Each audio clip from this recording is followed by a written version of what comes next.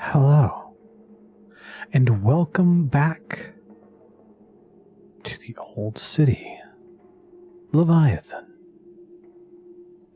Yeah, it kind of just started like that, but yeah, we ended off on chapter 3. So we're slowly starting to get a picture on what's going on here.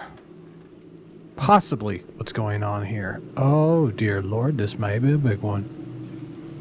Watch your step.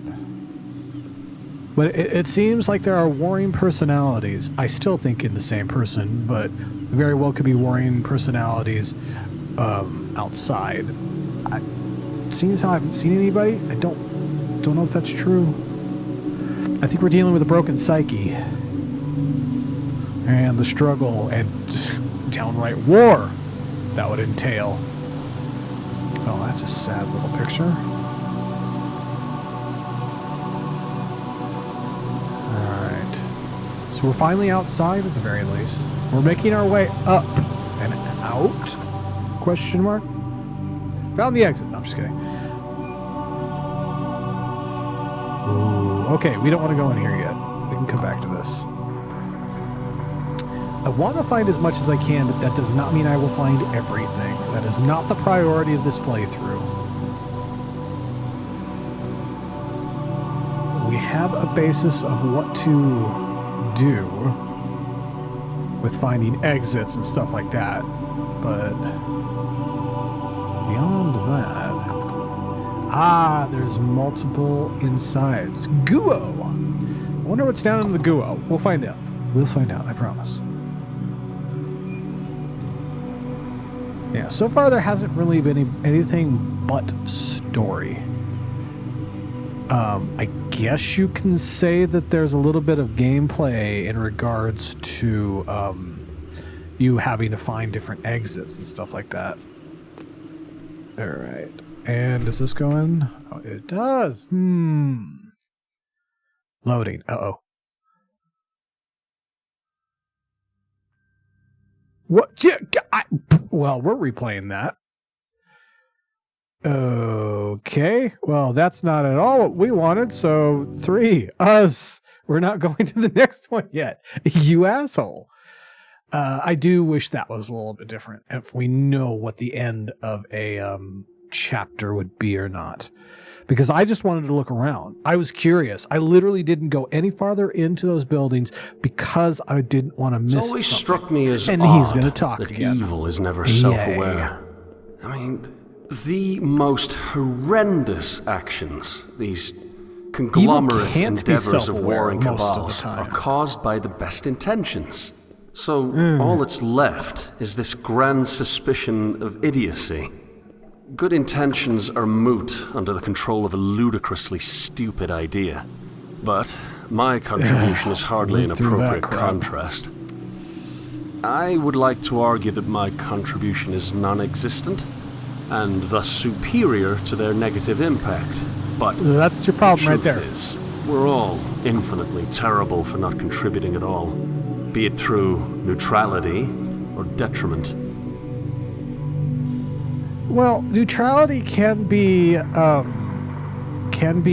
option when both sides of an argument are completely and utterly illogical. Just saying. All right. 643.97, water treatment facility intelligence. Investigator missing. Order operative Solomon, possibly within ranks, proceed to Northwest Docks after securing investigating ranks. Possible assassination attempt. Proceed with extreme caution. Greater Eye is watching. Heathen. How dare you look at the stars? How dare you grasp knowledge when we don't say you can? Yeah, I've come across that myself. Shall we watch our step? Also, watch your head. Very low-hanging ceiling up there.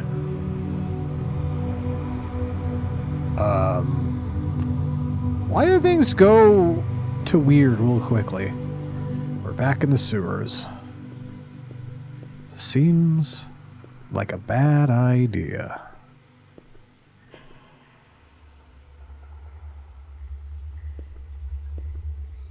Right, I think we found another Solomon's note.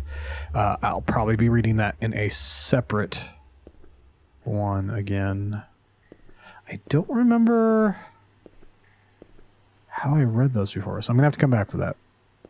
It has been a week since I recorded last, like normal. But I do remember that I had to split it up because Solomon's notes were so long. And in some of them kind of rambly, if I'm to be completely honest. All right, does this just connect to the other building? It does. Down to the GoCW. The GoCW it will be.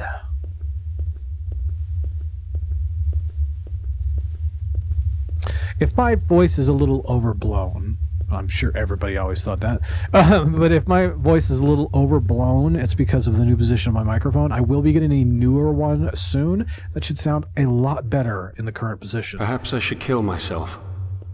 It's a rather funny thought, actually. Not really. Standard reason for suicide entails depression. A sad portrait of a weak mind. But my desire for death is far more utilitarian. I feel as though I am useless. And I gather that this feeling is similar to what the others have felt. I do not suppose that any of them felt any particular brand of gloom before the end. Just a single shade of grey. At any rate, I prefer this situation to its emotional alternative. Ugh. We Minotaurs are only different in that we're honest. We see what our species has become. We see the disease, and we see that there's no cure. What, then, Should I linger until I grow old and die, affecting nothing and assuming the role of sewage? No.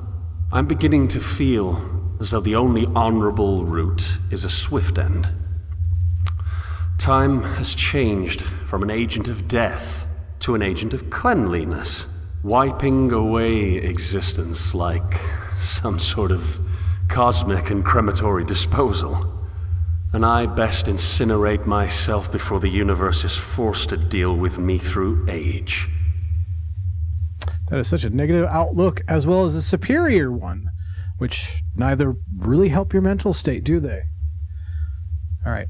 Thinking about it, I don't know if there's an extra exit to this stage because I literally just explored it all. Odd.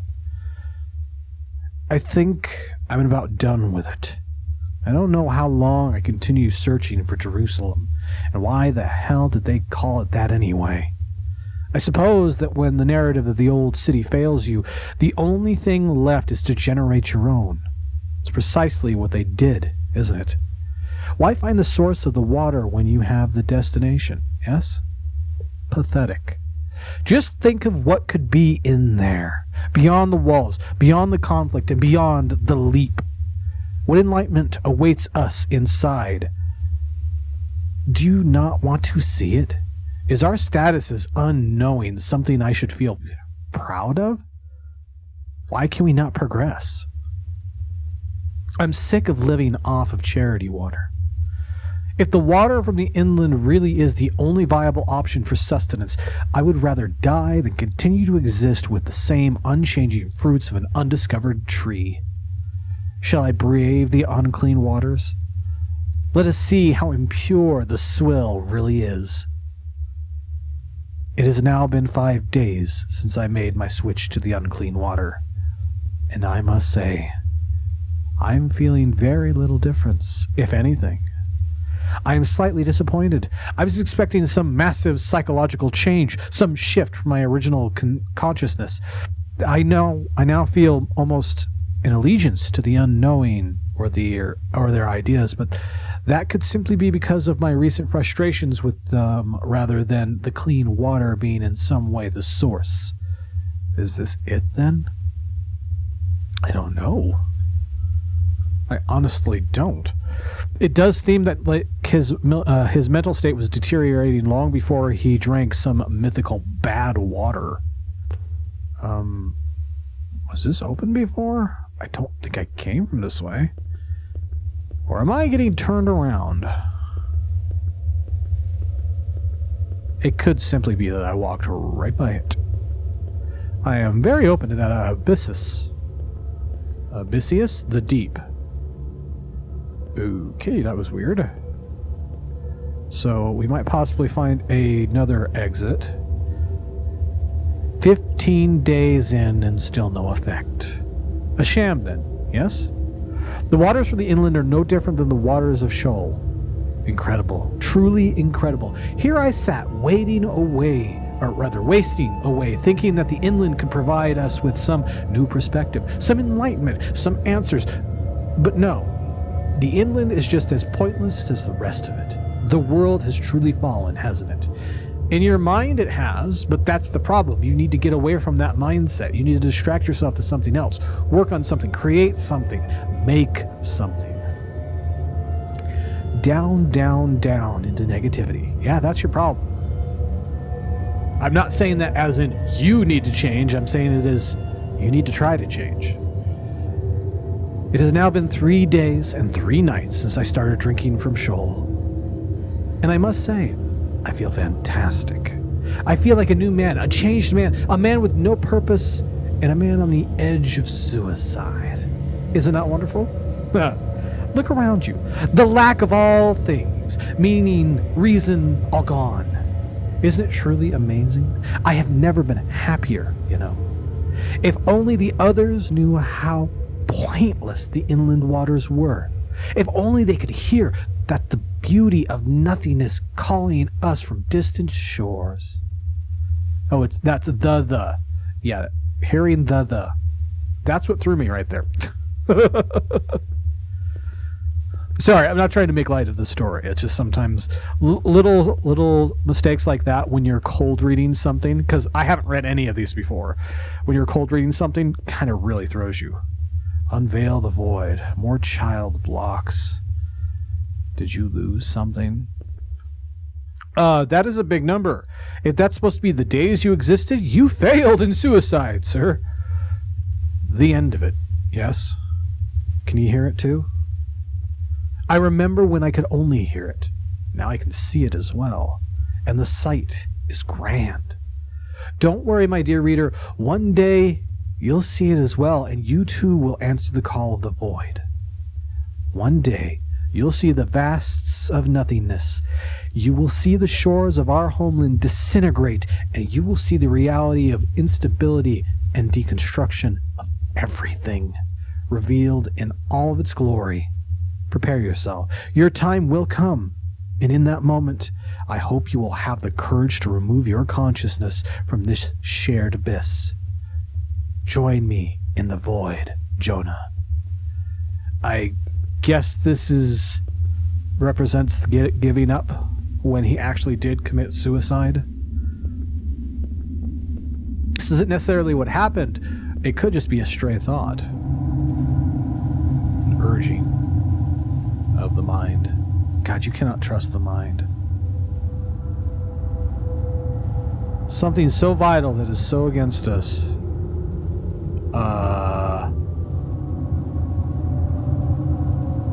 I've got a problem here. I have no idea if I'm going forward. There we go. Okay. Oh, that's a change. Oh, I'm so sorry, man. Oh, dude, I'm sorry.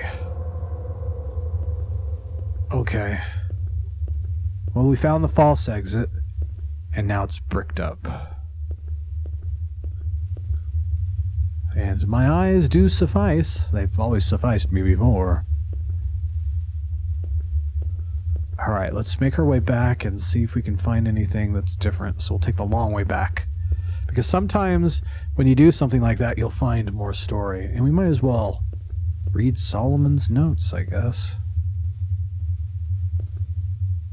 It doesn't look like there's anything here. Cross your fingers and we'll get to the end, and then I'll read Solomon's note, the newest one.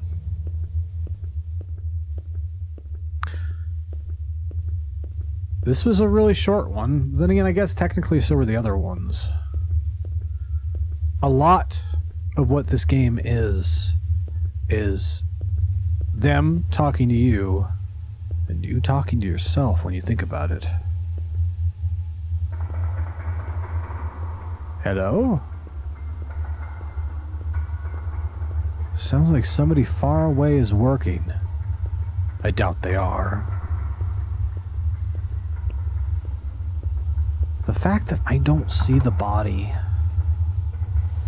is what concerns me. And here's the soldiers to all the things we saw. This crowbar? Should I take the crowbar? I'm not going to bother going back up there. I think I get the gist of what's going on. My question is he suicidal and having all these negative thoughts because of the war that he's seeing and in some ways experiencing? Or is the war itself within his mind? It could be either. It very well could. Alright, I think I got the story of this one. The fact that they've mentioned Jerusalem concerns me greatly. But anyways, let's see what Solomon has to say about all this before we continue on. Note 5, 25th of January. Humorous, yes, hilarious even, that it took a dream, an entirely illusionary and fantastic concoction of my own mind to initiate movement. You'd think I was brave in my pioneering desire for relocation, but the truth is that my adventurous spirit died when my stupidity was galvanized into this sad paste I reluctantly call brain.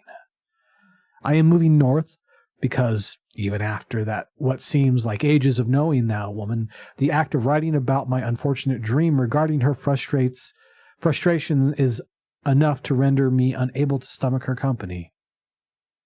I'm leaving out of pure shame. Yes, I am bound for the better and brighter things. I can just feel the contentment closing in on me. Happiness? No. The whole of it is laughable. Anyway, I have left the majority of my belongings behind except for my typewriter, obviously, even though we've seen that multiple times, and some canned food for the move. Odd, isn't it? I could have taken more supplies, but I insisted on bringing this basically ancient machine with me. My affection for it is palpably ridiculous at this point, but it's not as if anything else can fill the role. Still, there is simply no reason for me to write of anything at all. Yet I do. In my experience, other minotaurs have had similar problems. Some spew words at the walls, engaging nothing but the vanity of material existence. I write, however, and though the method is more permanent, the effect is just as irrelevant. The strange thing is that I subconsciously understand this. I understand that it makes no difference. Even if someone were unlucky enough to be interested in reading this, they would not be better off for it. I suppose what we Minotaurs do is somewhat malicious in that sense. I definitely feel very malicious to me. This reminds me of something I should have mentioned earlier. That is, I was indeed dubbed a Minotaur. This was before the factions broke, of course, as dubbing is rather moot now. I can't recall how long ago it was exactly, but I know that it was soon after the factions formed. It's funny how the original intent was discussion, using council on top of council on top of council, the guild order, and unknowing discussed their ideas endlessly. I remember that the word community was thrown around quite a bit. That was the whole point, really.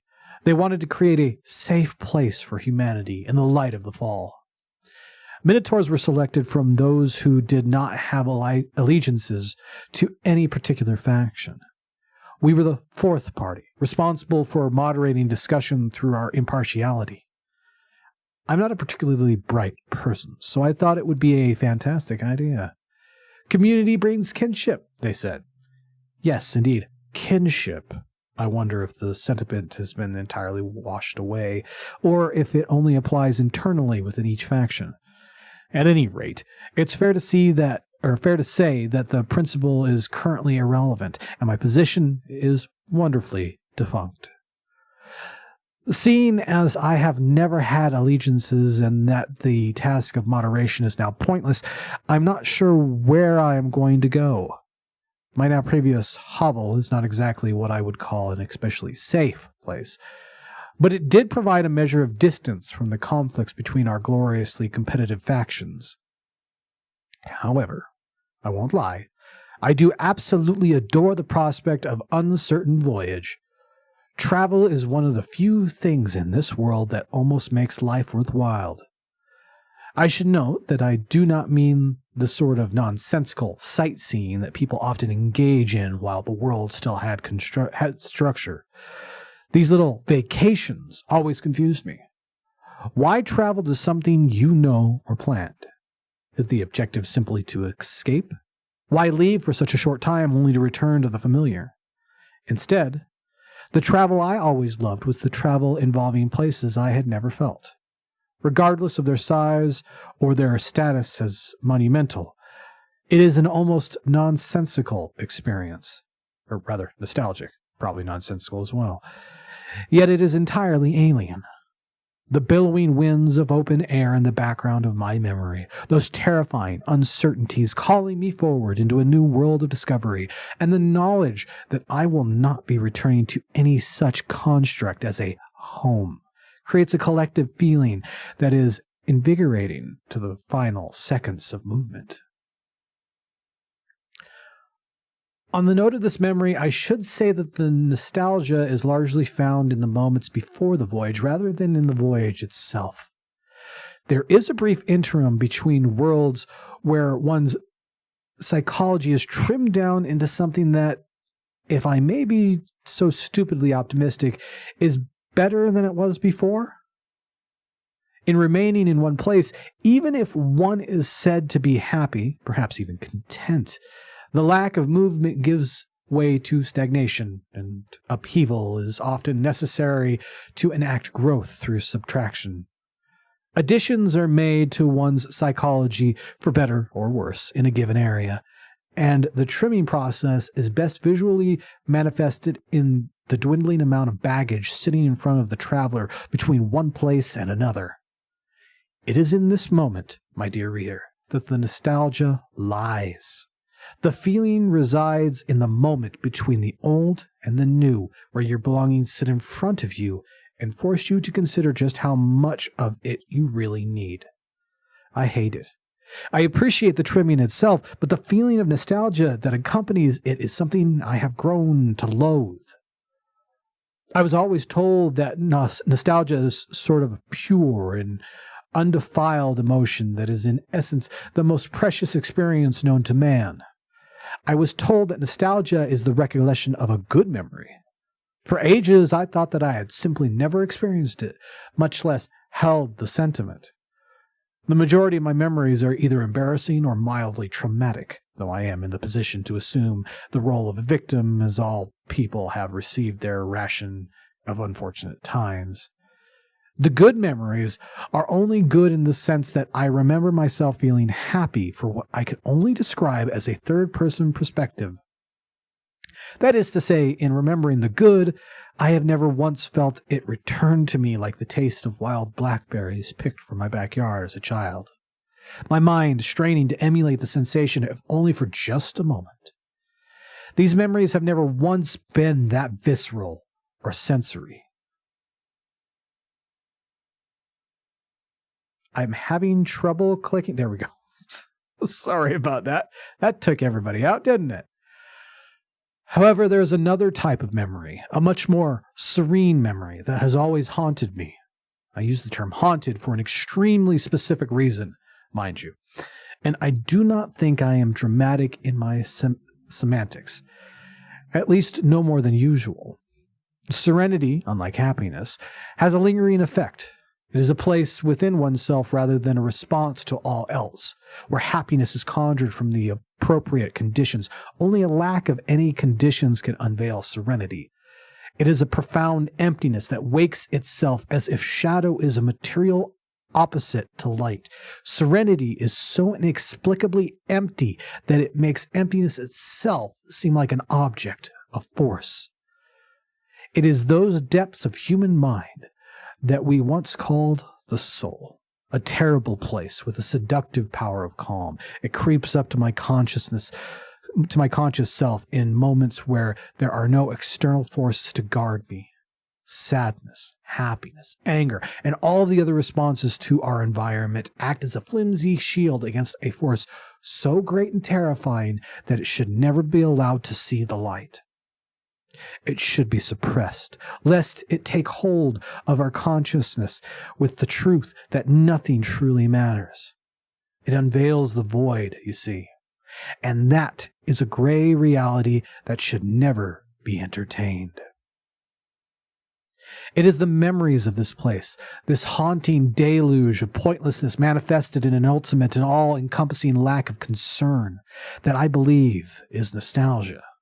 The worst of it is that I enjoyed these moments. I can still see the ocean of concrete in front of me as I stared aimlessly out of the airport lot. The planes came in like tides, a few more in, a few more out. It was a balance, yes, and a balance always gives way to nothingness, as there is no direction. Hours and hours could have passed with just as many planes in the lot, though the planes themselves changed. I watched the nothingness unfold before me. I fell in love with the void. I was only a child, of course, but that only contributed to the fall. I watched as each new plane sailed in to greet me, expressionless and entirely mechanical. The people were there, yes, but when you know none of them, you are truly alone. Indeed, that's just the heart of it. Nostalgia, for most, I presume, is a positive experience because it can be shared. Most people have memories of time spent with others. Not me. No. I remember the oceans of concrete and gray fog rolling in off the waves amidst a larger display of unobtrusive and entirely monotone clouds. Unlike the others, I cannot share this memory and expect the feeling to be transferred in all of its delicate melancholy. The forlorn calls of past experiences with something constant within me are not something I can give to you in their purest form. So, at the end of it, at the end of nostalgia, at the end of nothingness, I am left remembering only that I am alone. Nevertheless, I am not alone in my loneliness. As bizarre a concept as it is, the truly horrific realization is not that everything is ultimately pointless or that I am alone. Rather, it is the everything is pointless for everyone and that everyone everywhere is alone. Minotaurs, dwellers, all of us are alone in our own right, at least on some level, because as much as some may be able to share the experience of a good memory with others involved, the memory is still not truly shared. One is only ever in one's own head, and each has the same fate. A simple and obvious truth, yes, but our propensity to accept the self-generated lie of a substance makes the remainder as necessary as it is cruel. This cruelty is what I extend to Belle. I unveiled void for her when it should have been left alone, untouched and hidden. I felt and feel it is necessary on the basis of honesty, but that principle is waning as the damage it causes increases. It was best that I removed myself from her company before I could cause further harm with my moronic drivel.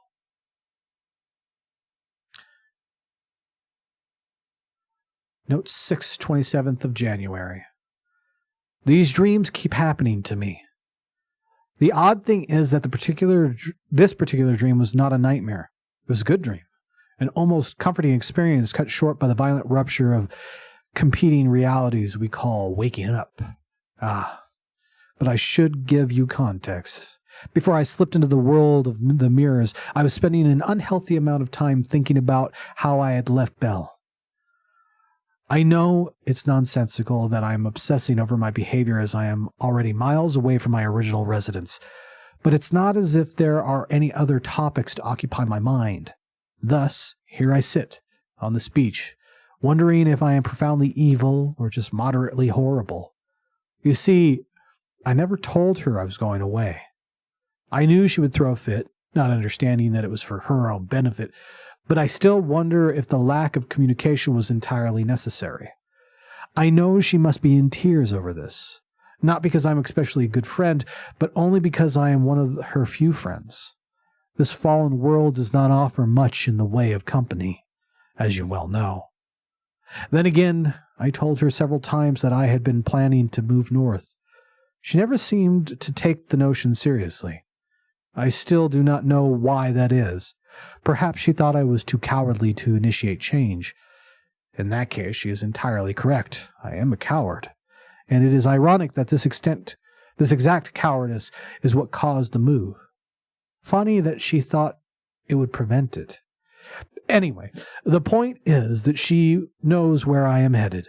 So if she really felt so terrible about me leaving, she could easily follow me. Oh, but what a terrible thing to say. She has other considerations. As far as I know, her alliance is with the Order, and her current position is in Guild territory, so the move would be absurdly dangerous. Plus, who am I to think that my friendship is worth anything? Much less her chasing after me. Nonsense. I'm sure I barely left a mark on her emotions, and this way I will be unable to damage her psyche further. Still, the dream happened, and I am sure it is simply my mental incapability that renders me unable to put it aside. I was standing in some sort of abhorrence tunnel, the sort of thing you imagine in a fairy tale from the time of old where the woods enclosed a path as if trying to suffocate the life out of it. No, I was on horse. My only friend, my steed, ironclad and noble, I strode through the forest from a place I can't remember, headed for a place I forgot. In the dream, of course, I knew exactly where I was going, even if I could never have consciously brought the location forward. I believe I was tired. That's a silly thought, isn't it? Tired while asleep, yes? Anyway, I must have just come from some Pyrrhic victory, hopeless in the loneliness afforded by my unfortunate survival. Friends and comrades dead in battle. They left me alone to wander the wilderness in search of something I cannot describe. The walls of the pass opened to reveal a sunken glen, not quite a lake, but certainly deep enough between the tall reeds and nature's debris. I could see her. My dear Belle, my hopelessly optimistic friend. There she wades, singing out of her old tunes, or rather singing one of her old tunes. I don't know where she learned the piece, but it sounded as golden as her sunlit face, shining amidst the surrounding darkness. I never knew how she learned these things. She is just younger than me, so she did not know of the pre-fallen world. Perhaps she has her own deidic companion. I called her from the road, and she did not answer immediately. Her singing stopped, and she slowly looked upwards towards me. At first, I was not aware if she remembered who I was. Then, she said it. A gleaming smile shot across her face as she yelled, "Solomon!" I am not a happy soul by any means, so eternal warmth is always a strange sensation. It captures everything else like honey or molasses. All of the great fears, the misanthropy, and the gray of my life are subdued under the weight of a sugary, sweet realization that someone, another human being, against all odds, reason, and reality, has the ability to care. It is a precious break from realism that I feel the need to nurture. She made her way towards me gently, and it seemed as if the details of the earth, the small bits and pieces of greenery around her person, were completely unaffected by her movement. If there was any less commotion, I'd have thought she was ethereal, nothing but a projection of my insecurities. Ah, the timing, reader. The timing is what clung to me. The slow movement of her head, tilting just so. All time seemed to slow to the pace of the same honey coating my interior, dripping down into my deepest inner place where void was smothered. She moved as if not moving, and she approached as if she was already near. The honey, reader, sweet on tongue and slow to the belly indeed. After an age of seconds, she reached my horse. I dismounted and greeted her with a question. "What are you doing here?" I said. "Would you like to escape?" "Escape? No, Solomon, I want to explore." "Come with me, then." Without a word, we both climbed the animal to set sail for whatever place I could not remember. The odd twist of the dream is that with her beside me, what was the foggy gray of the woodlands turned into an almost mania. All manner of tiny things fluttered about as the sun broke through to reveal a multiplicity of paths. My original destination, whatever it was, vanished as we chose the path that interested us most. This sudden change in tone was completely lost on me while in the dream world. It seemed natural. Only now that I am awake do I see the strangeness of the turn. The path took us to a great open field, with trees sparsely dotting what seemed like autumn fire. Grass turned amber, with the whole locale only increasing in its glory as it became clear that our friendship was more than this. A passion developed against my sense of comfort, and we stopped beneath a particularly large oak to wait out the final stretches of the day. As much as her radiance invigorated my body against all material sense, giving me an almost unnatural energy, my tired state began to work its way back through the honey, and its monopoly was at hand. Somehow, she could see this, so she began to cry.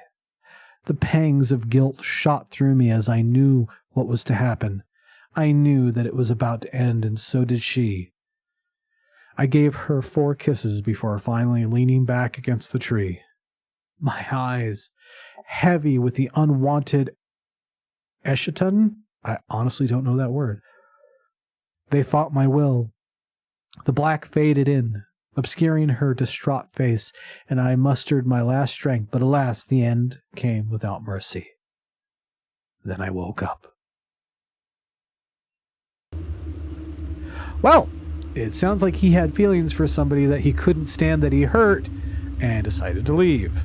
This definitely seems like it's sending him down a depression, if any of it's even true, but I don't know.